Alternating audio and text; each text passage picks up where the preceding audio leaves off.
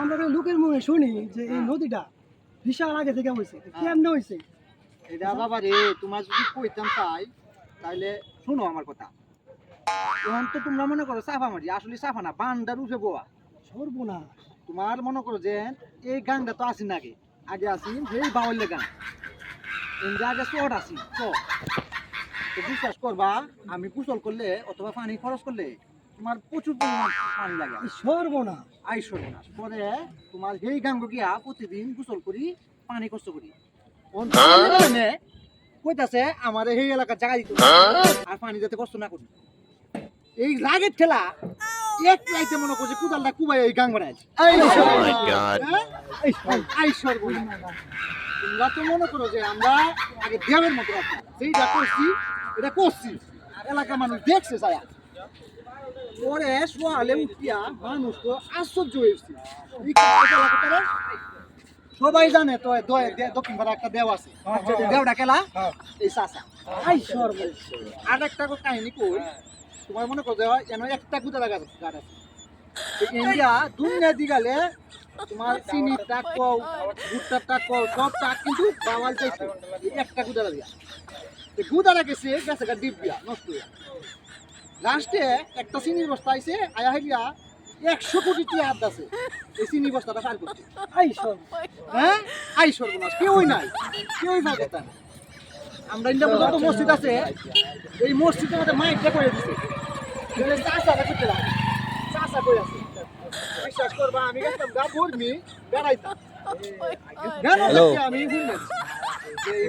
চিনির বস্তাটা এনে আছে, চিনি গাড়িটা আয়া হাইলা চিনির গাড়িটারে কান দহরিয়া এই গান আর সেই গান ভিডিও বানাইতে মুখলে যায় লাগে। হ্যাঁ তুই আমি লয়ে যা আল্লাহ আমি কিচ্ছু নাই দেখি আটকে যায় আগে কিন্তু যাইতাছি আগে এক নামে চিনতো, তোমরা জিগাও এই এলাকা মধ্য এলাকা দেও খেলা এক নামে চিনে। আমার মিষ্টিপুর বাজার গেছি একদিন সোয়ালে, তোমার লাউয়ের বস্তা লইয়া, লাউয়ের কাঁচা লইয়া, মিষ্টি লাউ। তোমার মনে কর যে 7 জন লোক এই কাঁচাটা নামাইছে মানে। এরপরে হুনুনিকা কি হয়েছে, যখন এই মিষ্টিপুর যায় কাঁচাটা লইয়া পিছনে যে মিষ্টি খালি দেও ভাই দেও ভাই। আমি